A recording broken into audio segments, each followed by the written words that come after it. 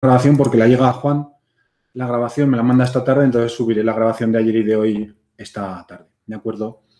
Entonces, lo que os decía, que si os quedáis sin saldo, que no os preocupéis, pedirnos otras salas, ¿de acuerdo? Lo importante es que no os quedéis sin hacer prácticas, ¿de acuerdo? Los que no tenéis consola de AWS, los que tenéis consola de AWS de la empresa, pues no hay ningún problema. Pero los que no tenéis consola de AWS o tenéis y queréis practicar todo lo que queráis para romper, no romper y que saber que no os vais a gastar dinero, pues os damos acceso a más Classroom de Educate, aunque no sea el oficial, ¿de acuerdo? Hasta que nos digan que no nos dan más, pues aprovechamos todo lo que nos den, ¿de acuerdo? Esta mañana, por ejemplo, yo al que les he mandado tenían 50 euros de saldo para empezar, no los 15 que teníamos al principio en la sala oficial. Entonces, que si alguno quiere, nada, simplemente decírnoslo a Miguel, a mí, y os damos acceso. Miguel tiene otras salas que las puede levantar él, yo tengo otras, y luego Alberto, el que os presentó el curso, levantó la oficial con la que estáis entrando, ¿de acuerdo? Entonces, que por favor que no os quedéis sin hacer los ejercicios porque es importante, ¿de acuerdo? Dentro de las limitaciones que tiene el Educate, que hay algunas cosas como gestión de usuarios que no podéis hacer todo, o entrar por comandos de consola que no nos dejan hacer, o lo que veremos en Route 53, o algunas cosas de balanceadores que nos podrá explicar Miguel la semana que viene porque tampoco dejan, algunas cosas de bases de datos, bueno, en fin, que está limitado. Pues está dentro de las limitaciones que se pueda, todo lo que pueda, todo lo que necesitéis os lo damos, que para eso está el Educate, ¿de acuerdo? Pero que si, como nos lo cierran a $15, 30 o 50, pues si los gastáis, decírnoslo y os damos acceso a otras salas y a correr. Hasta que digan, ya este usuario ya nada más. Pues bueno, pues ya no. Pero bueno, yo creo que no habrá ese problema, ¿de acuerdo? Vale. Santos, soy Óscar Salas. No me ha llegado ningún correo. No sé ¿Tampoco te ha llegado esta mañana? ¿No? No, por eso. No sé si es que le pasa algo a mi cuenta de correo de San Valero, pero bueno. Os he puesto a los dos, Óscar y Alicia, para que os llegase el correo. Alicia, no sé si está ahora. Alicia, ¿a ti te ha llegado el correo? Sí, me ha llegado el correo. ¿Te has podido dar de alta? Estaba esperando a ver si me decías. Perdón. Si tu usuario ya está de alto en Educate, simplemente aceptas el enlace. Sí, aceptar la invitación. En Educate te saldrán dos salas. La sala oficial en la que os dio acceso Miguel y esta otra que os he dado yo, porque al final el usuario es único, pero accedes a varios Classroom. Sí, entonces pruébalo, Alicia, y me dice si te va. Y en el caso de Óscar, es un poco raro, sí, que no te llegue nada. Óscar, mándame a mí un correo con otra dirección de correo que no sea la de San Valero. Lo digo porque, aunque no sea de San Valero, oficialmente entran otras cuentas. Entonces, vamos a intentar darte de alta con tu cuenta personal, aunque sea de Gmail o de Hotmail o de la empresa, porque yo, por ejemplo, tengo un usuario de mi empresa que lo utilizo en Educate, ¿de acuerdo? Y me funciona. Y entonces, vamos a tirar por ahí por lo menos para que puedas entrar. Fijaros, yo aquí estoy con un usuario del Educate y es un usuario, bueno, aquí no lo pone el nombre, pero he entrado con un usuario que se llama santosaragonradio.es. O sea, que no es un usuario de Gmail, ni es un usuario de Google, ni es un usuario de nada. Entonces, y entonces aquí salen los Classroom de este usuario en donde estoy apuntado dos clases. Esta es a la que estáis vosotros y esta es a la que le he dado acceso a esta mañana a Alicia y a Óscar. Entonces, esta tiene $15 y esta tiene 50. Pero yo estoy aquí utilizando un usuario como los vuestros. Incluso estoy utilizando un usuario con un dominio de mi empresa. ¿De acuerdo? Entonces, lo que os digo, que si se os quedan cortos estos $15, que pedirnos, oye, que se me queda, os damos acceso a más salas. El caso es no quedaros corto. Entonces, Óscar, mándame un correo a mí directamente con tu correo personal o de empresa y ya te lo intentas dar de alta con el enlace que te mande. Porque te llegará al correo no de San Valero, sino al que me des, te llegará otro enlace de darte de alta como alumno, pones que terminas el 20 en mayo del 21 y tu fecha de nacimiento y a correr. Y a ver si ves esta sala que pone FP++ AWS Test, que la tengo validada hasta mayo, ¿de acuerdo? Me la dejan utilizar hasta mayo. Si no nos la eliminan, pues ahí estará. Te acabo de mandar el correo, ¿vale, Santos? Vale, pues ahora cuando termine la clase te lo hago, ¿de acuerdo? Vale, gracias. Vale.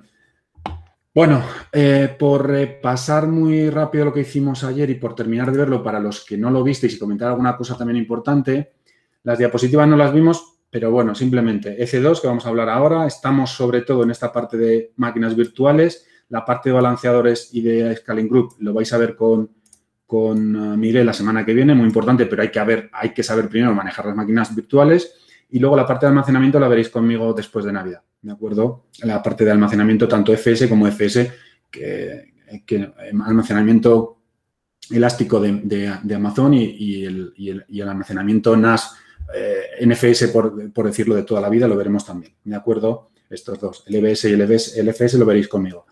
Vale, nos quedó una cosa aquí de Bootstrap, de script, de user data, que ahora os explico lo que es, ¿de acuerdo?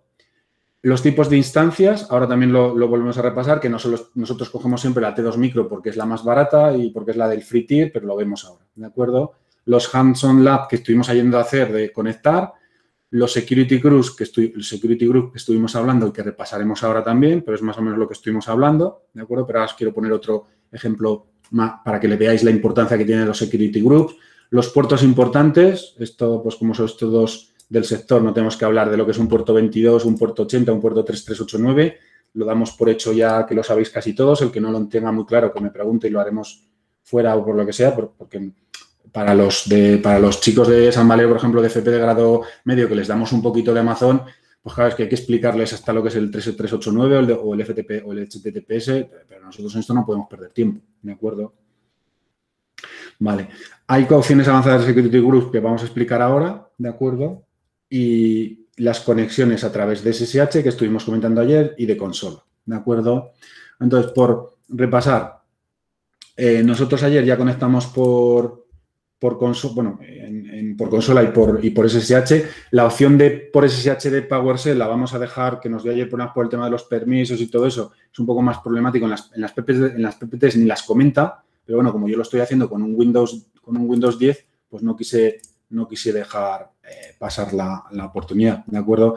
He levantado este Linux 0 que está levantado, ¿de acuerdo? Si yo me conecto a esta máquina virtual por PuTTY, si yo me vengo por aquí, sé que tengo un security group y un conjunto de llaves que se llama curso 01, ¿de acuerdo? Pues por lo tanto lo que voy a hacer es simplemente lo que recordamos el otro día, ayer me conecto a la IP, le pongo aquí el fichero, el PPK, que he convertido el PEM a .ppk con la opción del PuTTYGen, ¿de acuerdo? Lo tenéis también en los Hands-on Lab y ya está. Ya he conectado, ¿de acuerdo? Conecto con el usuario. Y entonces,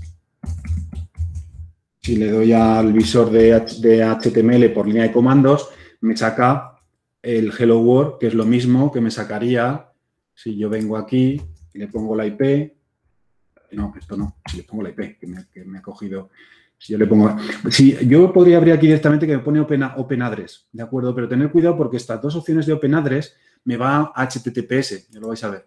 Que esto no lo comenté ayer, pero son manías mías y yo no lo suelo dar ahí. ¿Por qué? Pues porque como no hemos abierto el 443, me da siempre error. Ahí está esperando porque el Security Group no está abierto el 443 y no tengo nada levantado. Solo lo tengo levantado en el 80, ¿de acuerdo? Y ya sale.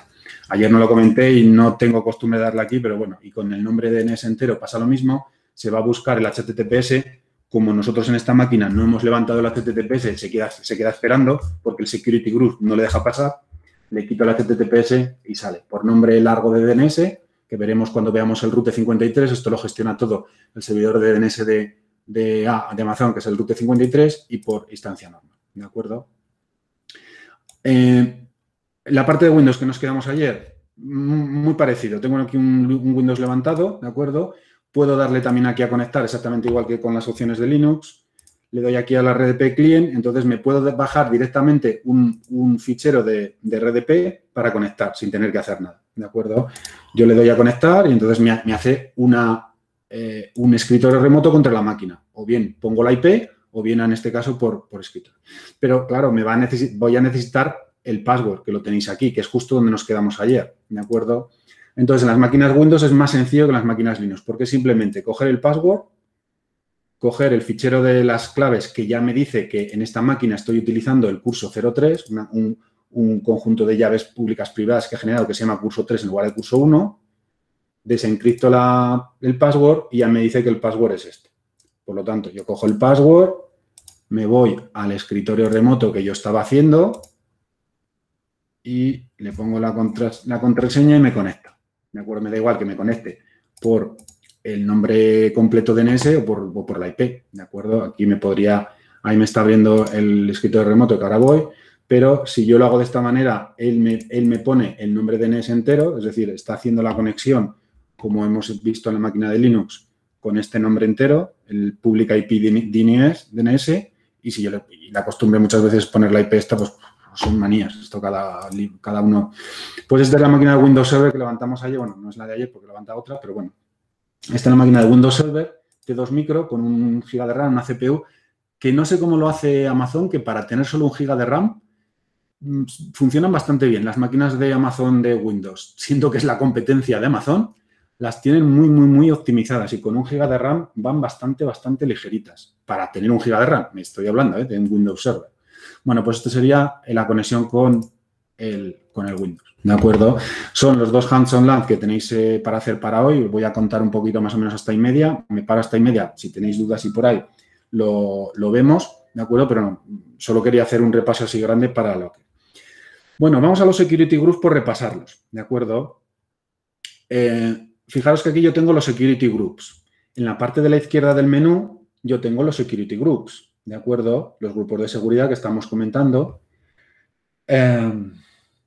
Vale. Cada vez que levantas una máquina, él por defecto te da un security group. Yo aquí he levantado 6 máquinas, aunque algunas las he destruido con el terminate, y entonces he quitado la máquina virtual, pero no he quitado el security group, ¿de acuerdo? Bueno, los security group, como no gastan dinero, pues los puedo dejar y no habría ningún problema, ¿de acuerdo? Pero no tengo por qué hacer esto. Es decir, yo puedo coger y, por ejemplo, levantar un Linux y decir, oye, el Linux que estoy levantando, yo sé que en este Linux 00, si yo me voy a Security, estoy utilizando el Security, el Wizard 3 y ya tengo abierto el puerto 8080 y el 22, ¿de acuerdo? Si yo lanzo una máquina nueva y voy a instalar un servidor Apache con una página web, puedo utilizar el mismo Security Group para no tener que hacer otro, ¿de acuerdo? Por lo tanto, los Security Groups no van asociados uno a cada máquina.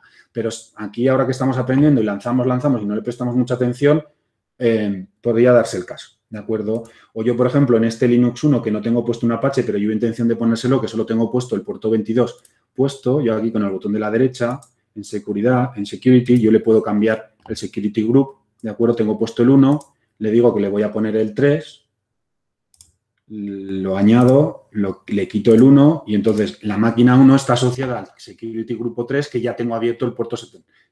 El puerto 22 que lo tengo siempre abierto, si lo tienes abierto, y luego el puerto 80. Entonces no tengo que...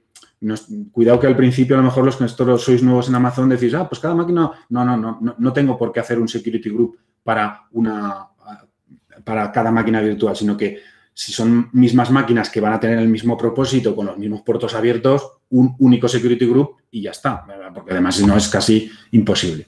Bueno, estos security groups, aunque yo tengo aquí acceso directo, realmente esto es más parte, está a caballo entre varios servicios, pero esto es más parte del servicio que tardaremos en ver, que es el de las redes, ¿de acuerdo? Que os comenté ayer un poco, pero como Miguel también nos va a comentar alguna cosa estos días sobre las redes y por ahí, pues un poco solo os lo comento. Aquí en la parte de VPC, porque son las redes y es tremendamente importante, aunque tardaremos en ver todos estos menús, tenéis lo mismo, tenéis aquí los security groups, ¿de acuerdo? Como los grupos de seguridad se utilizan tanto, están en varios sitios de los menús de Amazon, ¿de acuerdo? Entonces, que lo podéis coger aquí, lo podéis coger en C2, pero son los mismos. Ya veis que son exactamente los mismos y que en ese sentido no hay ningún problema. ¿De acuerdo? Repasando lo que os comenté ayer, sobre todo es cuando creamos una cuenta de Amazon, nos crean un VPC, que es como si creamos una red para nosotros. En este caso me dieron este ID de VPC con un CIR, con un tipo de 172, con una clase A/16, ¿de acuerdo? Para poder utilizar. Yo esto no lo creé. Luego, a partir de aquí, nosotros podemos crear más VPCs para hacer las infraestructuras que haremos a posteriori, ¿de acuerdo? Pero tenemos que avanzar en otros temas. Y, a su vez, sin haber creado nada, yo no he creado nada, me lo creó él directamente, te crea 3 subredes, ¿de acuerdo? 3 subredes con los rangos, el /20 del 3132, el 31.0 y el 31.16 con el /20, ¿de acuerdo? Esto, los que no lo tengáis muy claro, cómo se hacen subnettings, cómo se hacen supernettings, el que es el direccionamiento de tipo B, el direccionamiento CIDR, es importante, no sé si tendremos que parar un día para explicarlo a finales de enero, porque será cuando empecemos con todo esto, pero es importante tenerlo claro porque está en la base de todo lo que haremos en redes, ¿de acuerdo? Ahora mismo nos da igual porque levantamos una máquina virtual, está funcionando, sabemos que tenemos 3 zonas de disponibilidad, la ponemos y funciona. Bueno, ¿pero funciona por qué? Pues porque Amazon te lo da esto todo predeterminado, ¿de acuerdo? Pero bueno, era simplemente un poco por recordar esto. Y por terminar con los security groups, por ejemplo, yo tengo aquí un security group que le he llamado BDDH, ¿de acuerdo? Vale, entonces, ¿qué es lo que ocurre? Que fijaros que yo he abierto un security group que ahora mismo no lo tengo puesto a ninguna base de datos, pero que era para que os deis cuenta lo que haremos al futuro y que los security groups son tremendamente importantes. Y esto es más o menos parte de las diapositivas que tenéis en el temario, pero lo explico con mis palabras. Fijaros, aquí tenéis un ejemplo. Es un ejemplo relativamente sencillo de una infraestructura sin duplicar, sin tener alta disponibilidad, de que alguien llama a nuestro Internet Gateway de Amazon para llamar a estas páginas web que levantamos en un Apache o en un Internet Information Server de Microsoft, de Windows Server, y detrás hay una base de datos, sea Aurora, sea MySQL, sea SQL, lo que sea. Entonces, la conexión entre la máquina de base de datos y la DC2, hay muchas formas de securizarla. Ayer vimos una que era el rol de gestión de usuarios, que os dije, hay una opción para darle un rol a las máquinas virtuales, ¿de acuerdo? Y para que solo una máquina virtual lea recursos del RDS. Entonces, si alguien entra por aquí, nadie va a leer de la base de datos porque solo puede leer la máquina virtual EC2 a través de un rol que se hace en el asistente, ¿de acuerdo? Pero hay otra cosa asociada a Security Group también muy importante, lo que, por ejemplo, lo que os estoy comentando.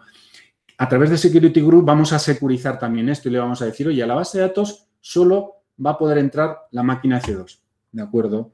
Lo veremos esto más adelante, pero simplemente es para que veáis que no solo es un firewall de la máquina virtual que tengo, ¿de acuerdo?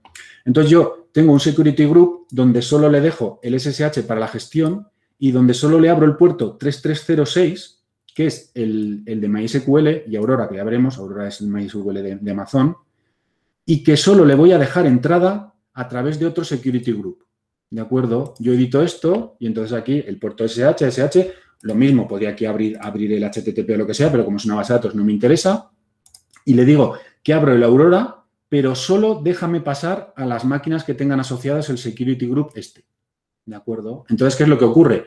Que yo estoy securizando la base de datos en el dibujo que os estaba enseñando. Esta parte de la izquierda de la base de datos está tremendamente securizada porque a través de los roles de YAM y a través de los Security Groups no hay ni Dios quien entre a esa base de datos. Y además solo van a entrar por el puerto 3306 y además solo la máquina EC2 que tiene asociado el Security Group 4.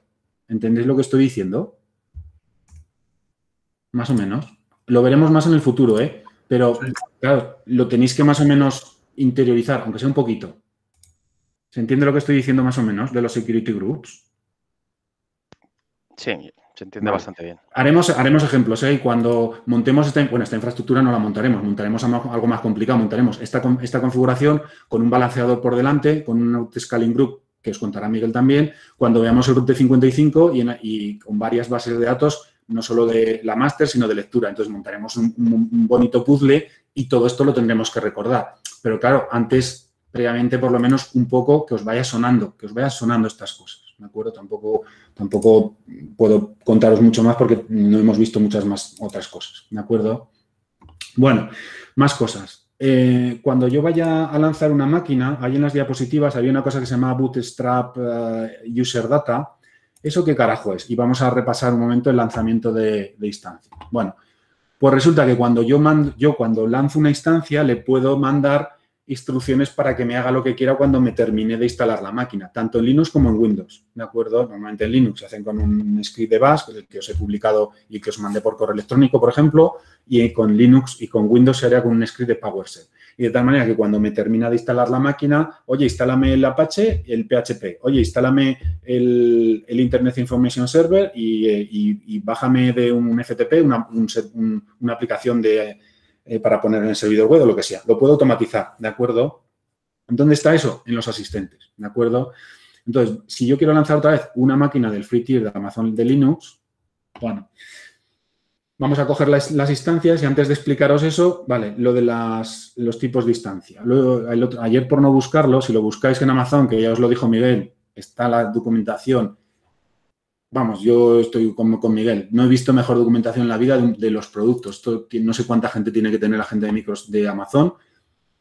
haciendo documentación. Está todo muy bien documentado. Bueno, si buscamos por tipos de instancia en un buscador, prácticamente sale. Entonces, todas las nomenclaturas de los tipos de instancia que nosotros solo cogemos las T2, ¿de acuerdo? En la T2 micro, pues te dice, oye, las T2 micro, utilízala para nivel base de rendimiento de CPU con la posibilidad de ampliar, no sé qué. Pero tienes las A1 que te dice, oye, las instancias A1 son para tal, las M5 para temas que tienen microprocesadores Intel Xeon porque vas a hacer algo que te interesa que tengan las máquinas Intel Xeon. Pero aparte de la izquierda las tienes, dice, oye, yo quiero unas máquinas optimizadas para almacenamiento. Pues coge de la familia L3, la D2, la H1, que quiero instancias con otras características, que quiero instancias que tú las has optimizado para que la gestión de la memoria las hagas mejor. Pues vete a las R6, a las R5, a las R4, son familias que van ellos generando y te salen todas en el asistente, ¿de acuerdo? Todas estas que estamos haciendo en el asistente, que nosotros siempre cogemos simplemente la T2 siempre porque es la del free tier, oye, cogemos esta, no nos vamos a ninguna de estas. Bueno, pues esta es otra de las cosas que como solución de arquitecto, el día que se te presenta un proyecto dices, ostras, espera, que tendré que pensar aquí a ver qué máquina le tengo que dar, porque resulta que si va a ser para cosas de Big Data o para cosas de, por ejemplo, ahí veis que es información acelerada, pero van a ser máquinas que van a utilizar mucha GPU para temas de gráficos o cualquier otra cosa, pues me voy a esta de la familia P o voy a mirar la P2 porque luego, después de esto está el tema del dinero. Es decir, porque muchas veces puedo venir aquí y decir, oye, pues mira, la P4, la familia más grande, me cojo la más grande. Sí, claro, pues luego si te cuesta 2.000 euros al mes, te va a decir tu jefe que no. Y ese es parte del trabajo de un ingeniero, de un arquitecto de soluciones. ¿De acuerdo? Entonces, las familias de las instancias las están cambiando Amazon siempre que pueden, entonces es estar al día. ¿De acuerdo? Siempre existen las instancias de toda la vida, la T2 micro, ¿de acuerdo? Las Cs también existen de toda la vida, pero las últimas familias han ido apareciendo. Y entonces ya te pierdes porque sacan familias todos los días, ¿de acuerdo? O bueno, familias no, sacan tipos de máquina en las familias que tienen todos los días por conforme va avanzando el hardware. ¿De acuerdo? Eso simplemente es buscarlo. Ya os digo que en un buscador lo tienes aquí y ahora ya es mirar a ver qué máquina en el proyecto que vas a utilizar que te convenza en throughput de ancho de banda de red, en CPUs, en memoria, en acceso a disco y en dinero. ¿De acuerdo? Y alguna otra característica que necesites mirar o lo que fuera. ¿De acuerdo? Dime. Una cosa. Dentro del propio menú de C2 hay una opción de tipo de distancia. Ah, vale. Que aparte de sacarte todas las características, nosotros es que lo usamos porque te saca el precio al final. Entonces, sí, toda la información compactada ahí viene muy bien. Vale, entonces, sí, exacto. De acuerdo, pasa que, bueno, si queréis más información o lo que sea, pues aquí tenéis lo mismo que me estáis comentando, pues aquí exactamente igual. Yo creo que está aquí con más información, pero bueno, es donde queráis, se pueden sacar de varios sitios y de acuerdo. Gracias por el recuerdo, porque yo normalmente no tengo costumbre de pasar por aquí, ¿de acuerdo? Pero, vale. Entonces, le decimos las opciones generales, vale. Las opciones de red, ya os las he comentado un poco por arriba, nosotros no elegimos la zona de disponibilidad, o sí, lo que queramos poner. Mañana veremos los grupos de emplazamiento, las reservas, los grupos de reserva, las capacidades de reserva, que son estas opciones que tenéis por aquí, lo de juntar el dominio o no, lo del rol de YAML lo acabo de comentar ahora que lo hicimos, veremos lo del shutdown o lo del Hibernate, que son opciones que han aparecido últimas, lo del tenant sí que son máquinas dedicadas, instancias dedicadas, hosts dedicados, ¿de acuerdo? Lo vemos un poco todo eso porque las instancias spot que tenemos aquí arriba, que no sabemos lo que son instancias que pueden matarse en cualquier momento, entonces no puedes elegir una instancia spot para un proyecto final, ya hablaremos un poco mañana. Y aquí abajo tenéis una opción de detalles avanzados. Bueno, pues aquí tenemos el user data, entonces si yo le pego el código que hemos comentado estos días, que no hemos utilizado otro código, lo que va a hacer esta máquina cuando se instale va a ejecutar esto directamente. ¿Y qué va a ejecutar? Lo que hemos hecho estos días. Actualizamos la máquina, instalamos el servicio de HTTP, lo levantamos y me mete una página web para decirme qué IP tengo, ¿de acuerdo? Sin tener que hacerlo a mano, que lo hicimos el otro día a mano, ¿de acuerdo? Podríamos haberlo hecho al revés. Podríamos haber dicho, oye, si cogéis y pegáis el código aquí, ya te lo instalan en la máquina. Pero bueno, el otro día lo hicimos al revés por ir viendo, ¿de acuerdo? El tema de los discos lo veremos a posteriori, ¿de acuerdo? Ya os quedamos que te instala discos o bien de red en formato suyo de Elastic Block Service o puedo ir agregando discos, pero tener cuidado porque si yo agrego aquí un disco, empieza a correr el contador de dinero, ¿de acuerdo? Porque el gratis en Windows son 30 gigas, en Linux son 8 gigas, pero a partir de ahí empieza a correr el pago, ¿de acuerdo? Las etiquetas por ahora solo las estamos utilizando para ponerle el nombre, pero cuando vayamos avanzando y veamos CloudWatch, que es el sistema de monitorización, con otros sistemas como CloudTrail que tiene Amazon, nos van a servir este tipo de etiquetas para crear etiquetas para hacer la monitorización o a lo mejor para con las bases de datos para lo que hemos visto antes de los security groups, puedo jugar con las etiquetas también para activar o desactivar security group o muchas cosas que se pueden hacer. Ahora mismo no vamos a hacer nada con esto, pero bueno, se podría hacer. Aquí lo que estamos comentando, te crea un nuevo security group, pero no lo quiero. Oye, ponme el security group 3, que es el que tengo abierto ya el puerto HTTP. Por lo tanto, cuando levante esta máquina no voy a tener que hacer eso, sino directamente ya veré que me saca la máquina automáticamente. ¿De acuerdo? Bueno, y tendría que elegir aquí el conjunto de llave pública y privada que vaya a utilizar en esta máquina. ¿De acuerdo? Y ya está. Bueno, pues simplemente era un poco por recordatorio de ayer, que no lo hicimos, ¿de acuerdo? Vale, lo que estamos hablando todos los días, con los laboratorios del Educate, que no tenéis mucho dinero, independientemente que os podamos dar más acceso a otros Classroom. Yo lo que haría al final, cada vez que montamos algo, ahora tengo aquí estas máquinas levantadas, pero yo cogería estas tres, todas las que tengo, no voy a tirar la que acabo de levantar, este Windows de aquí, por ejemplo, también lo voy a marcar. Esto, me dejo el 4, que es la última, y esto, y entonces cojo y las termino. ¿De acuerdo? Las termino las instancias y ya está. A partir de ahí, si no pasa nada porque estamos con el Educate y no cuesta dinero, pero da igual. Acostumbraros en el sentido de que cosa que no vayáis a utilizar, cosa que terminamos a correr. Y la semana que viene montáis un balanceador hasta donde os deje el Educate o montáis un auto-scaling group hasta donde os deje. Luego lo quitamos, ¿de acuerdo? Y así sucesivamente o por ejemplo, cuando pasemos a base de datos, vale, la MySQL tiene un free tier, pero Aurora no tiene free tier, ¿de acuerdo? Entonces, lo monto, lo pruebo, lo desmonto, ¿de acuerdo? Mañana que os contaré las elásticas, las IPs elásticas, lo mismo, las IPs elásticas cuestan dinero, ¿vale? Que cuestan poco, que son unos 3-4 euros al mes, pero valen dinero, ¿de acuerdo? Pues igual son 0,2, 20 céntimos al día, pero bueno, cuestan dinero. Pues la utilizo, lo pruebo y lo quito, ¿de acuerdo? Hay cosas que no valen dinero que dices, bueno, pues eso lo puedo dejar, ¿de acuerdo? Los grupos de emplazamiento, las instancias, algunas instancias que pueda planificar las reservas, depende cómo haga las reservas, porque mañana os cuento las reservas y se me pueden lanzar máquinas. Pero los grupos de seguridad no hay ningún problema, los puedo dejar también si quiero. Yo estoy borrando las máquinas virtuales, pero aquí están los grupos de seguridad que no se borran, ¿de acuerdo? Yo los puedo ir a borrar, si los voy a borrar y se están utilizando me va a salir una alerta y no me los va a poder borrar, y si no lo está utilizando nadie, pues directamente me los dejará borrar, ¿de acuerdo? Como no gastan dinero, pues si lo dejo, pues no, aquí no pasaría nada, pero bueno, vamos a ir limpiando y sobre todo en un entorno de producción, porque si no al final aquí ya no sabes lo que tienes, ¿de acuerdo? Tanto en pruebas para dejarlo limpio y para saber que no gastamos dinero, como en producción para dejar solo lo que se está trabajando, oficialmente deberíamos de ir limpiando lo que no utilizamos, ¿de acuerdo? Y yo creo que más o menos, sí, era lo que os quería comentar hoy hasta media hora, aunque tenemos poco más de una hora, si queréis estamos un poquito más, pero sobre todo para los que no habéis montado nunca o lanzado máquinas, alguna de las cosas que hicimos ayer muy rápido o antes de ayer, y por ejemplo la de Windows que no nos llegamos a conectar, que lo hagáis los que no lo hicisteis, los que no lo hicisteis. Mañana nos queda ver lo que está comentando, las IPs elásticas, ¿de acuerdo? Que es una IP que tú puedes aprovechar para tus máquinas, una IP pública. Los grupos de emplazamiento que son importantes a la hora de poner un sistema en producción, no me da igual, puedo tener interés en poner un grupo de emplazamiento, que lo veremos mañana, porque tiene que ver dónde colocas las instancias, en qué chasis, en qué bastidor, en qué hardware lo estás poniendo, y es importante cuando pones más de una instancia, ¿de acuerdo? Lo vemos mañana. Las tarjetas de red, los network interface, lo vemos también mañana.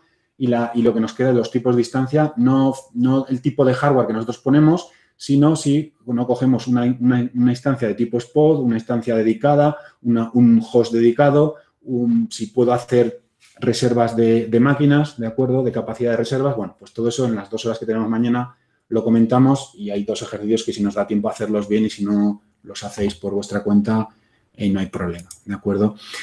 Pasa lo mismo que esta mañana os he dejado aquí bueno, esto lo he dejado ahí, pero luego lo he metido también en el taller de hoy, ¿de acuerdo? Si nos vamos al taller de hoy, bueno, al final he dejado todo para que cada uno hagáis lo que queráis, tanto esta media hora como el fin de semana, como cuando tengáis tiempo, porque luego, claro, la vida profesional, no sé si os dejará hacer todos los talleres y todas las prácticas que os decimos, pero desde los de IAM que estuvimos comentando, tanto el PDF como el Quick Labs, ¿de acuerdo? Por cierto, en el Quick Labs ya, no he entrado, pero voy a entrar. En el Quick Labs, vale, ahora sí que me ha dejado. Fijaros, yo en este Quick Labs que os comenté, yo no he pagado, tengo 80 créditos, ¿de acuerdo? Entonces, tú te haces la cuenta y si os digo la verdad, no sé cuándo os dan créditos. Yo no he sido consciente de cuándo me han dado los créditos, ¿de acuerdo? Entonces, el Quick Labs de IAM es gratuito. Pero si yo por ejemplo, voy a hacer un autoescalado, un grupo de autoescalado, que lo veréis con la semana que viene con Miguel, o yo voy a hacer aquí la introducción a Amazon en la EC2, me pone aquí un crédito. Entonces, yo sí lo podría hacer porque de aquí me quitarían un crédito, ¿de acuerdo? Pero claro, cuando te haces un usuario nuevo, no tienes créditos. Yo no soy consciente de cuándo me dieron los 80, ¿de acuerdo? Porque no he pagado. Entonces, la otra opción, que no sé cuánto valen los créditos en el rollo este del Quick Labs, si os digo la verdad, no compran nunca créditos, ¿de acuerdo? Los que no tenéis cuenta de Amazon, pues no lo sé, podéis también tirar de esto si 100 créditos son 10 euros. Claro, si 100 créditos son 100 euros, pues no, ¿de acuerdo? Pero bueno, haceros el usuario, si os lo habéis ido haciendo, no sé, igual os dan también créditos nada más empezar. Pero bueno, no os he colgado de Amazon EC2 porque no lo podréis hacer. ¿De acuerdo? Porque cuando lanzamos el laboratorio te pide gastar un crédito. Y entonces con las cuentas, si no tenéis, por eso no os lo he publicado y entonces lo hacéis en el Educate, que para eso tenemos el Educate. Lo que pasa es que el Educate en algunos momentos termina. Y luego os he colgado de esto, tenéis miles y miles y miles step by step en Internet, tanto de Amazon como de otras empresas. Os he colgado una que tiene step by step bastante chulos, ¿de acuerdo? Para los que esto lo habéis hecho por primera vez. Entonces, tenéis lo mismo que hemos hecho ahora, ayer y hoy, antes de ayer, paso por paso. Lo único que las pantallas son menús antiguos. Y Amazon, como ha cambiado la consola, ¿de acuerdo? Aquí arriba tenemos un menú que pone New Experience. Si yo la quito, ¿de acuerdo? Tengo ya los menús tengo los menús que más o menos veis en esos enlaces que os he pasado. Este tipo de menús, ¿de acuerdo? Entonces, hay de todo, hay enlaces nuevos y enlaces modernos. Entonces, pero bueno, al final se encuentran los menús igual, lo podéis hacer exactamente igual. Entonces, al final instalas la máquina, no hay ningún problema. Y esta es una variación de lo que hemos hecho ahora. Se instala el PHP, pero lo que hace es, a través de un get de FTP, se coge una aplicación, ¿de acuerdo? Y se la baja y en lugar de salir lo que yo os he sacado del número de IP de la máquina, pues os saca la imagen esta del Beautiful Heart. Pero es exactamente lo mismo que hemos hecho nosotros, pero nosotros le hemos puesto simplemente un HTML para que nos diga la IP interna en la máquina virtual. Y lo mismo con el otro, ¿de acuerdo? Exactamente igual. Y la de Windows también estaba, e incluso os he subido uno para que le hace la instalación con PHP, este de aquí, ¿de acuerdo? Instala lo mismo, un Linux, una instancia de Linux, un Apache y luego instala el PHP, pero bueno, esos son comandos de Linux que nosotros no entramos ni salimos, ¿de acuerdo? Pues bueno, los tenéis ahí para mirar y ya está. Y luego los otros dos que os subí ya la semana pasada, lo mismo que acabamos de hacer. Una instalación de Linux y conectarnos y la de Windows, que la acabamos ahora de repasar porque ayer fue justo a las 8 menos 5 y no conecté, pero bueno, exactamente igual el esquema y entonces la máquina a la que me conecto es un Windows, pues lo que acabamos de hacer, ¿de acuerdo? Y al final conectas por HTTP y te sale, pues lo que hemos visto por RDP y te sale la máquina virtual que acabamos de ver. Por lo tanto, no hay ningún problema. Pero los que no tenéis consola de Amazon, los que no lo habéis hecho nunca, pues esto hay que hacerlo 4, 5, 6 veces o 7 y 8, porque la semana que viene, cuando Miguel empiece con los balanceadores y con los grupos de autoescalado, claro, ¿cómo vas a hacer el grupo de autoescalado? ¿Cómo vas a hacer los balanceadores? Con mínimo 2 máquinas, mínimo. A partir de ahí podéis hacerlo con 3, 4, 5 o 50, ¿de acuerdo? pero si no nos queda, si no estáis acostumbrados a lanzar máquinas, pues claro, iremos los próximos días, tanto Miguel como yo, vamos a hacer esto. Lanzo una máquina, bueno, lo dejo trabajando, me voy al servicio de DNS, voy a meter unas entradas de DNS de tipo de latencia, de peso, un alias, un CNAME, un registro de tipo A, lo que sea, y hay que estar atento a lo que estemos en ese momento, pero eso tira de instancias de C2 que ya no explicaremos, pero que yo os diré, oye, he lanzado dos instancias, me voy al Route 53. Entonces hay que tener un poco de agilidad en esto de las instancias, ¿de acuerdo? Pero bueno, es lanzar 20 instancias y al final son todas iguales, entonces no tendríais por qué tener ningún problema. Los que no lo habéis hecho nunca, los que tenéis consola de Amazon, hasta ahora no hemos visto más que el ABC del Amazon, de AWS, lo mínimo que se ve cuando se empieza. Y nada más, que me he ido más o menos, quería terminar en media, pero bueno, siempre me he ido un poco más. Esto es más o menos lo que os quería contar en el día de hoy. Lo voy a dejar de grabar, subiré este trozo solo porque es la parte que me interesaba